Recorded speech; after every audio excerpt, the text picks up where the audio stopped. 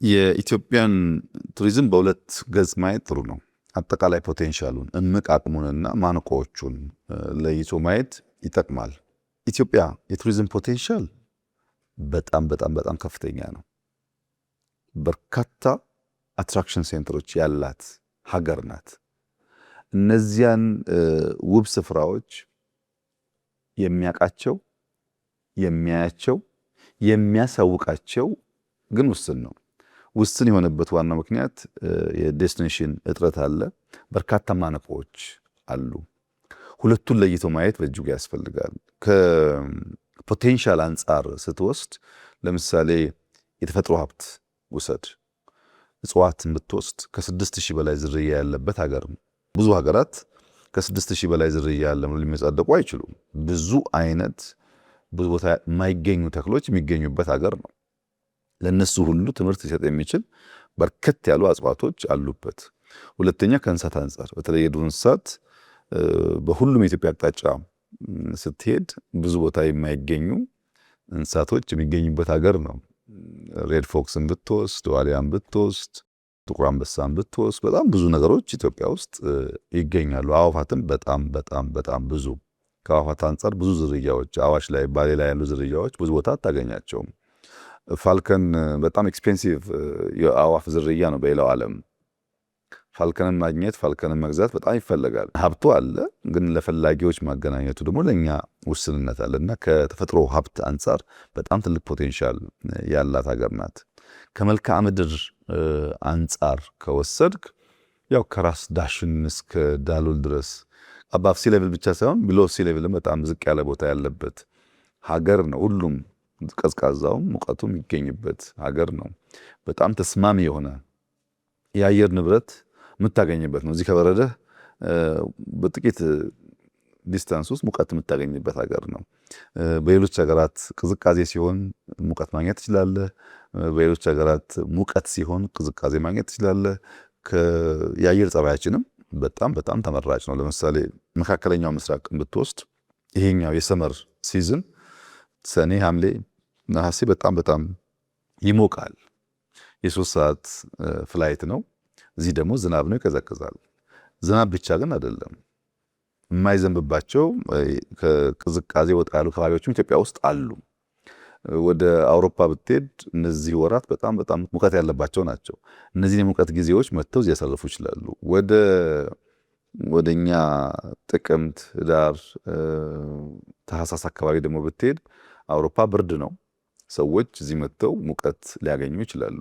እንደዚህ ያለ እድልም አለው። ከዚያ ውጪ ታሪካዊ ቦታዎች ሊታዩ የሚችሉ ቦታዎች ደግሞ በእኔ እምነት አንድ ሀገር ቪዛ ጠይቀህ ቪዛ አግኝተህ ትኬት ቆርጠህ የሆነ ሀገር ብትሄድ እንደ ኢትዮጵያ ያለ ቫራይቲ ሊገኝበት የሚችል ሀገር በዓለም ላይ መኖሩን እጠራጠራለሁ ነው። እንግዲህ ፕሩቭ ለማድረግ መሞከር ይፈልጋል። እንደው ጥቂቶቹን ኤግዛምፕሎች ላንሳ። አንድ ሰው ኢትዮጵያ ከመጣ በኋላ ወደ ሰሜን ሄደ እንበል። ሰሜን ተራሮች ሲሄድ ከአፍሪካ ሁለተኛ ትልቁን ከፍታ ቦታ ማየት ይችላል። ከሰሜን ተራሮች 1 ሰዓት ተኩል 1 ሰዓት 2 ሰዓት ነርቶ ጎንደር ይመጣ፣ ፋሲልን ይጎበኛል። ጥንታውያን ታሪካዊ ቦታዎች ይጎበኛል፣ ቅርሶች ያያል። ከዚያ 1 ሰዓት ነርቶ ጎርጎራ ቢሄድ እንደ ጎርጎራ ያለ ምርጥ ዴስቲኔሽን ያገኛል። እዛው ጋር የረዥሙ ተፋሰስ የረዥሙ ውሃ ምንጭ የሆነውን ጣናን ያያል። በጣና ደሴቶች ላይ በጣም በርካታ ቅርሶች፣ ታሪኮች ለዓይን የሚማርኩ ብቻ አይደለም የምትማርባቸው ጉዳዮችን ያያል። እልፍ ብሎ ባህር ዳር ቢገባ ውብ ዘመናዊ ከተማ ያያል። ሰሜን ሄዶ መልክዓ ምድርም ተፈጥሮም አላየውም፣ የዱር እንስሳ አላየውም፣ ታሪክ አላየውም፣ አመርቂ ነገር አላገኘውም ብሎ ስላወጣው ገንዘብ የሚቆጨው ሰው አይኖርም። ማሟላት የሚገባንን ነገር ብናሟላ በፈለግከው መስፈርት ላወጣው ወጪ የሚመጥን ነገር አይተህ ተምረህ የምትመለስበት ቦታ ነው። ከክርስትና አንጻር የዛሬ 800 900 ዓመታት የነበሩ ጽሑፎች፣ የነበሩ ቅርሶች፣ የነበሩ ቤተክርስቲያኖች የሚታዩበትና የክርስትናን ታሪክ ወደ ኋላ ተመልሶ ማጥናት የሚፈልግ ሰው በቀላሉ ብዙ የሚጨበጥ የሚታይ ነገር የሚያገኝበት ቦታ ነው እና ሰሜን ስትሄድ ይህን ታገኛለህ። ተራራውም አለ ከፍታው፣ እዛው ወደ ጎርጎራ ደግሞ ስትወርድ ዝቅታው አለ። ጣና ጋር ስትመጣ በጣም ዝቅ ይላል፣ ሙቀት ነው። ራስ ዳሽን ደግሞ ብርድ ነው ከፍታ ስላለው። የለም ሰሜን አልተመቸኝም ወደ ባሌ ነው የሚሄደው ብለህ ደግሞ ባሌ ብትሄድ ምናልባት በባሌ ደረጃ በዓለም ላይ በአንድ አቅራቢያ ሁሉም ነገር ያለው ሰፈር፣ መንደር፣ ሀገር አለ ብዬ ነው ያላምንም። በጣም ብዙ ሀገራት አይቻለሁ። ይሁነኝ ብዬ ለመማርም ጎበኛለሁ። እንደ ባሌ አይነት ሀገር እስካሁን አይቻለሁ። ባሌ ምንድነው? ቱሉ ዲምቱ ልክ እንደ ራስ ዳሽን ከራስ ዳሽን ትንሽ ዝቅ ያለ ግን ከ4300 አካባቢ ሜትር አባፍ ሲ ሌቭል የሆነ ከፍታ ቦታ ነው። እዛ ቦታ ላይ ክሬተር ሌኮች አሉ። እዛ ቦታ ላይ ቀይ ቀበሮ አለ። እዛ ቦታ ላይ የሚገርሙ የአዕዋፋት ብቻ ሳይሆን እጽዋቶችም አሉ። ለምሳሌ ላውታ የምታየው ትልቁ ፓልም እዛ ድንቅ ሆኖ ታገኘዋል። ይበርዳል ቦታው የሚያምር ቢሆንም ቪው። ከዚያ ግን በርዶኛል ብለህ 20-30 ደቂቃ ብትነዳና ሀረና ብትወርድ ለማመን የሚከብዱ ጫካዎች ታያለ። ጥቁር አንበሳ ያለው ሌሎች የዱር እንስሳት ያሉበት የሚያስደንቅ ጫካ፣ ወተርፎሎች ያሉበት አይተህ ተራምደህ የማጠግብበት ቦታ ነው። እዛ ሀረና አካባቢ ያሉ የአዕዋፋት ዝርያ ብዙ ቦታ የማይገኙ በጣም በርከት ያሉ አሉ። በጣም በርከት ያሉ ቅድም ያነሳሁትን ፋልከንን ጨምሮ ማለት ነው። ከሀረና እንደው 30 ደቂቃ 20 ደቂቃ እየነዳህ በየቦታው ለማመን የሚያስቸግሩ አስደናቂ ነገሮች ታያለህ። ለምሳሌ ዲንሾ ስትደርስ፣ ዲንሾ አካባቢ በጣም ሰፊ ቦታ ነው፣ ናሽናል ፓርክ ነው። ብዙ የዱር እንስሳቶች የተላመዱ የምታገኝበት ቦታ ነው። ከዲንሾ 30 ደቂቃ ነድተህ የድንጋይ ማውንቴን ተሳስሮ ለአይን በአይተህ የማትጨርሰው ተጉዘህ የማትደርስበት አይነት የድንጋይ ትስስር ታያለህ። ከነሱ ለሙሉ ጣ ብለህ 1 ሰዓት ከሮቤ ብትነዳ ሶፍመር ብትሄድ ሶፍመር ላይ አሁን እያወቅን እንዳለ ነው የሶፍመር ኬቭ ከሶፍመር ጀምሮ እስከ ቦሳሶ ከሞላ ጎደል ያገናኝ የነበረ የከፍተኛ ስልጣኔ የነበረበት አካባቢ የቅድም በሰሜን የክርስትና እንዳነሳውልህ እዚህ ደግሞ ስትመጣ የዛሬ 800 ዓመት የነበረ መስጂድ ላይ በምታይበት ዛሬም ያለበት የዛሬ 800 ዓመት የነበረ መስጂድ ጎን የሰሩት አርቲፊሻል ሌክ ዛሬ የሚታይበት ኬቭ ውስጥ ከ60 ቋንቋ በላይ የብዙ አፍሪካ ሀገራት የሳውዲ መምህራን ጨምረው የመድረሳ ትምህርት የሚሰጥበት ቦታ ነው። ያ ኬቭ ውስጥ አንዳንድ ጽሁፎች ማየት ተጀምሯል። አንዳንዶች የውሃ ዋሻ ብቻ ነው ብለው ይናገሩ ነበር፣ ግን አይደለም፣ እንደዛ ውሸት ነው። ምንም ውሃ የሌለበት ቦታ በኪሎ ሜትር ዋሻውን ታገኛለህ።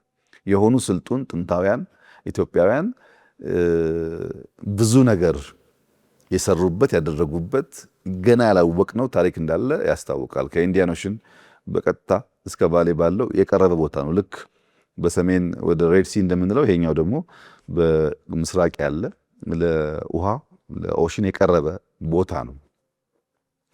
ባሌ ውስጥ ቅዝቃዜ፣ ሙቀት፣ የዱር እንስሳት፣ ጫካ፣ ኬቭ፣ ታሪክ ይሄ ብቻ ግን አይደለም። ባሌ ውስጥ በምታየው ልክ ሳይላቀቅ ለረጅም የሚጓዝ የእርሻ ማሳ በሄሊኮፕተር በመኪና አይተህ የማትጨርሰው ማሳ የምታገኝበት ቦታ ብዙ የለም። በጣም ሀብታም መታየት የሚገባው ሀገር ማንኛውም ኢትዮጵያዊ ከቻለ ማየት የሚገባው አካባቢ ነው። ስለዚህ ከሰሜን ሌላውን ታሪክ ሌላውን መልክዓ ምድር ካየህ በኋላ ወደ ባሌ ልሄድ ብትል እንደዚህ ያለ ደግሞ ነገር ታያለህ። የለም ወደ አፋር ልሄድ ብትል የሰው ልጅ መገኛ ታሪክ ትሰማለህ። ኒሌን የመሰለ የፓልም ፋርም ታያለህ። ከኒሌ ወጥተህ ኤርትራ ላይ ብትሄድ ላይቭ አሁን የሚፈላ እቶን እሳት የሚፈላበት ቦታ ታያለህ። በምድር ላይ መሆኑን የሚያጠራጥር ቦታ።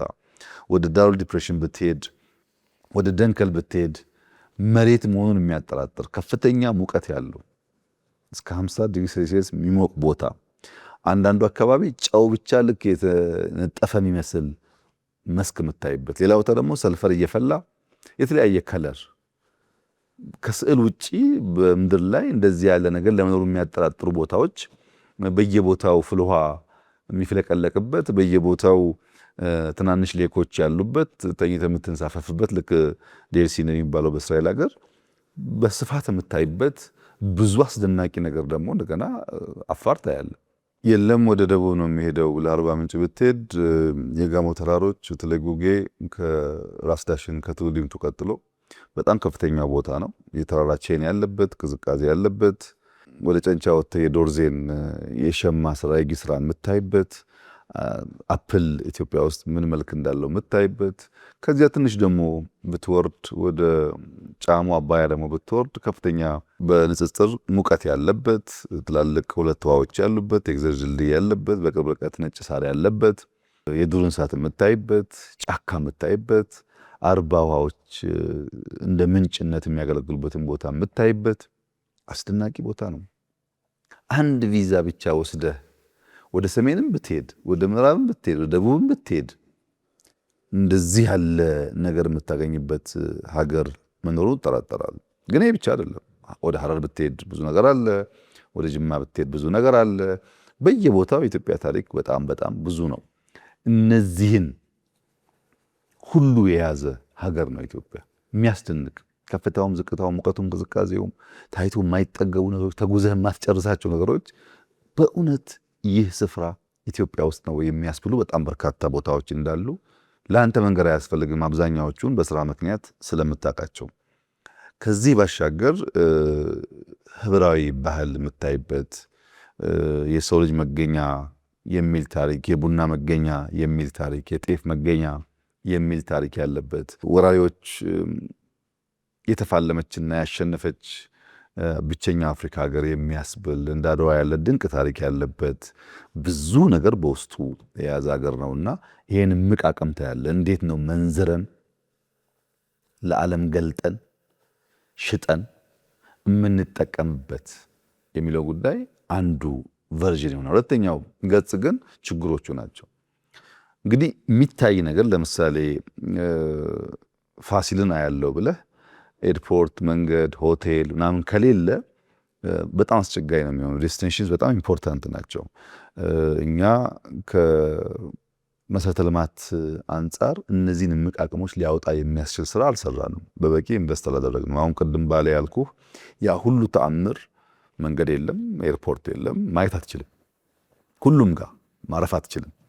ያን መፍታት ይፈልጋል። ያን ለመፍታት አንደኛው የግንዛቤ እጥረት፣ ስለ ዘርፉ ያለን እውቀት፣ ስለ ዘርፉ ያለን ግንዛቤ አናሳ መሆኑን ያመላክታል። እንግዲህ እናንተ ስራ በየቦታው እየሄዳችሁ የምትሰሯቸው ዶክመንተሪዎች ብዙ ሰው እያነቃ እንደሆነ ተስፋ አደርጋለሁ።